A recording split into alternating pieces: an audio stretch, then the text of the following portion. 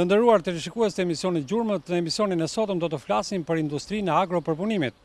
Pikërisht për këtë arsye, grupi ynë i xhirimit është vendosur në fshatin Kot, të ndodhur në luginën e lumit të Vlorës. Pikërisht në fabrikën Pasnesh, e cila është filiali i kompanisë Erzeni, prodhohen djathra të ndryshme, ndërsa qumshi, lënda e parë, merret nga banorët e zonës. Për më tej na ndiqni në intervistën që na dha administratori i këtij filiali, zoti Ridvan Begaj. Atëherë, zoti Ridvan Begaj, mirë se të gjetëm këtu në filialin e kompanisë Erzeni, në fabrikën e prodhimit të djathrave, këtu në Kot të luginës së lumit të Vlorës. Mirë se erdhët, dhe ju faleminderit shumë juve për gjitha atë impenjim që keni bërë për të ardhur deri këtu, sepse relativisht është një zonë goxha e largët. Dhe ju falenderoj shumë për gjithë angazhimin tuaj në fabrikën tonë. Pyetja e parë është kur u çel ky filial i kompanisë Erzeni dhe si u lindi ideja që këtë fabrikë të prodhimit të djathrave ta ngrini këtu, në fshatin Kot të Vlorës? Atëherë,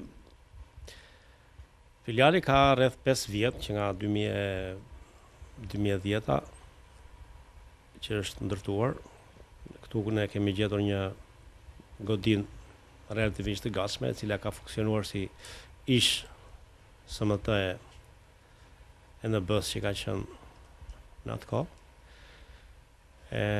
Duke patur parasysh që ne,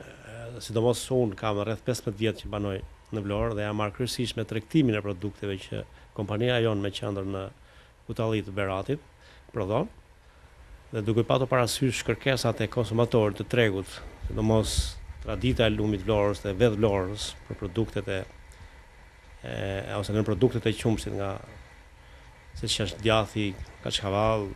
apo vize, djathi bardh, djathi dhis, sepse në traditën e Vlorës këto dy produkte janë të pandara. Duke patur parasysh kërkesat e konsumatorëve, të cilët na i kërkonin shpesh njësinë tonë tregtare në Vlorë, dhe duke mos i gjetur ato her pas here, domethënë të njëjtit standard, sepse tregu ka produkte të ndryshme, operatorë të ndryshme që prodhojnë, dhe sigurisht që cilësia nuk mund të jetë e njëjtë në të gjithë operatorët. Atëherë lindi si ide që mund të kishim një stabiliment tonë. Nga ai moment eksploruam zonën e lumit Vlorës, duke patur parasysh që lumi Vlorës është një krahinë goxha e madhe, është një vijë rreth 70 km nga Vlora deri në fshatin Kuç, rrugë e cila përfundon në borsht të Sarandës, dhe duke menduar që Kota, komuna Kotë, është qendra e lavërisë, duke patur parasysh fshatrat që rrethojnë sasinë e prodhimit që ka, duke patur parasysh edhe kërkesat e kompanisë tonë për të ngritur një stabiliment me volum për punimi, po njëkohësisht dhe infrastrukturë, me një fjalë, në raport me sasinë e qumshit, sepse Kota është një qendër me të paktën 10 fshatra, të cilët i ka një distancë relativisht jo të largët nga qendra e saj. Atëherë pyetja tjetër ka të bëjë, atëherë duke zgjedhur pikërisht këtë vend që thatë është si qendër e lavërisë, fshati Kot, ju jeni bërë promotor që të ndihmoni dhe nga ana ekonomike banorët, pra që për shitjen e tyre të garantuar të qumshit, apo jo, të cilën ju ja bleni? Sigurisht që përveç interesave të kompanisë për të përmirësuar, si thuaç, gamën e gjerë të produkteve të saj, përveç produkteve që siç janë qumshti, kosi, salca kosi, djalpi, apo të gjitha në produktet e qumshtit që ne prodhojmë në fabrikën e madhe në Berat. Ky stabiliment është me interes të jashtëzakonshëm edhe për vetë zonën, sepse ka të paktën 5 vjet ku gjithë komuniteti i kësaj zone që mbështron bagëtitë e imta kanë garantuar, domethënë, shitjen e produktit të tyre qumësht, dele dhe dhije. Dhe kjo gjë ka funksionuar normalisht prej 5 vjetësh. Pra, i gjithë ky investim që është bërë nuk është se është thjesht një filial i Erzenit, po është një aset, është një pasuri kombëtare e cila ju shërben gjithë komunitetit që ndodhet në këtë zonë. Zoti Ridvan, vëllezërit e tuaj dhe babai punojnë dhe drejtojnë në të tjera, pra përfaqësi të Erzenit. në Kutalli të Beratit, në Kashar të Tiranës, ndërkohë juve, vëllezërit dhe babaju ka besuar pikërisht filialin në Kot. Përse ndodhi kjo? Jo se thjesht më kam besuar mua, unë jam një nga vëllezërit, ne jemi 5 vëllezër, jam më i madhi, por si thua fati e solli, domethënë që duke qenë se unë isha banor në Vlorë, së bashku me familjen, atëherë detyrimisht bëri që në këtë pikë të angazhoshja unë personalisht. Po, kjo s'do të thotë, domethënë, që gjërat janë, si thua, të ndara, ne jemi një kompani, funksionojmë një kompani në të gjitha pikat e përpunimit, magazinimit dhe tregtimit, pra jemi të gjithë bashkë. Ju keni pasur histori suksesi, vjetë keni marrë nga dhoma e tregtisë dhe industrisë së qarkut Tiranës, çmimin e cilësisë, produkti i freskët, nga kryetari i kësaj dhome zoti Nikolin Jaka, por ju si biznes, ju si filial, konkretisht ju që punoni këtu në Kot, a keni vështirësi në punën tuaj? Sigurisht. Sa i përket çmimit,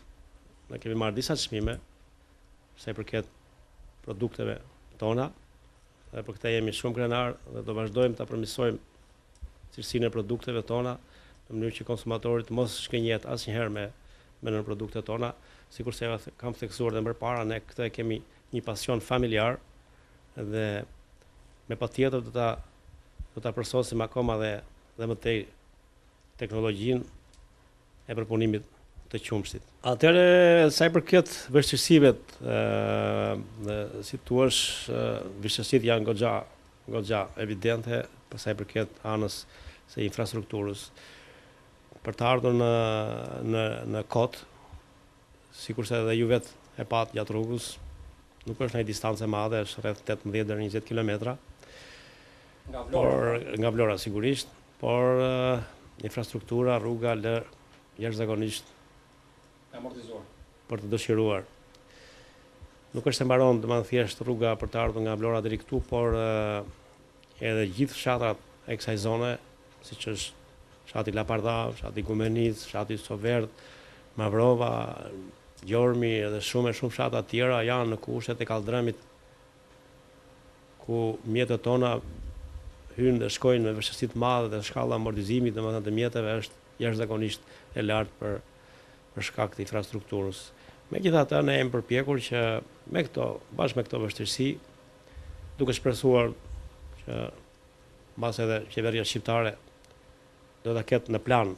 të parë lumin e Vlorës për sa i përket këtyre investimeve, po megjithatë, ne jemi të prirur që të mos tërhiqemi asnjëherë nga kjo punë deri sa ne domethënë të arrijmë gjithë ato objektivat tona në sa i përket domethënë zhvillimit dhe investimeve në këtë zonë.